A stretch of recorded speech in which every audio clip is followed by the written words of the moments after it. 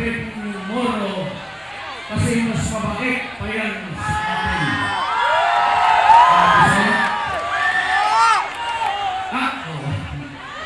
Kasi ang tatay ko galing Cebu. Pinitrace natin sino ang tatay natin. Kaya kung tanong kayo, anong tribo ka, ay always say, Cebuano. But my Lola,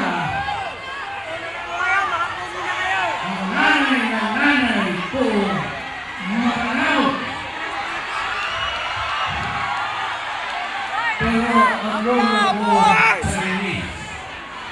So, ako,